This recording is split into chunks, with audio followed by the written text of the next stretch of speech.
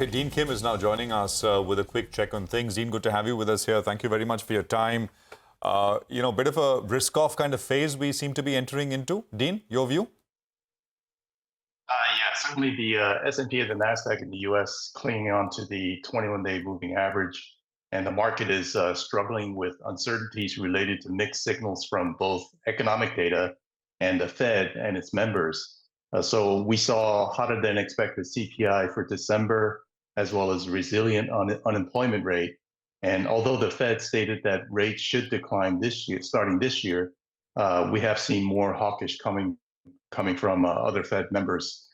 But what we do know is that the Fed intends to cut rates this year, and the inflation is a bigger picture is coming down. So we will have to wade through the current uncertainty first before we can see more powerful uptrend, probably in the second half. So, there's a lot of things going on, like in Asia, China missed fourth quarter GDP, and that market appears to be headed lower.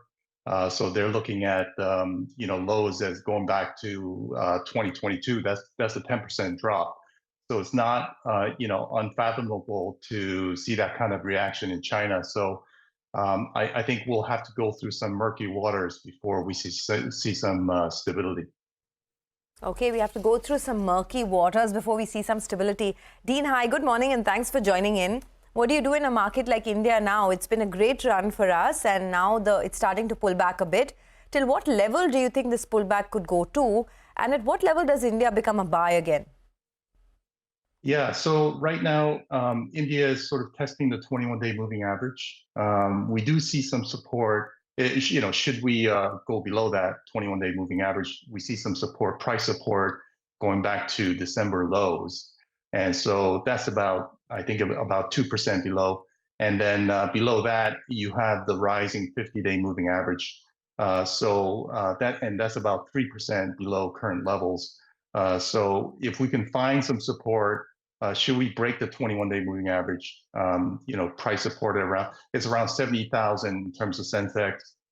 Below that is the 50-day moving average. I would say if we do see a bounce off the 50-day, that would be a great buying opportunity. But let's see if we can, hold support here and sort of stabilize. Hi, Dean. Good morning. A couple of weeks ago, we chatted about HDFC Bank, and we were talking about, I recall you saying that it's actually providing an opportunity going by the techno funda that you look at. The numbers were a little bit disappointing, and the street believes that maybe visibility ahead is a problem. How do you approach the bank? Yesterday it closed at around 1,540 Indian rupees. Today, maybe it starts off on the back foot yet again. What's your view on that one? Because you were quite optimistic about its prospects. Yeah, the results, I thought, there were a couple points that were certainly disappointing. So the stock reacted negatively. I would say, basically we have to keep HDFC on the sideline until the stock can sort of recover the 200-day moving average. There are some other banks, in the market that looks really attractive. I think the state banks are much better picks in terms of technical setup.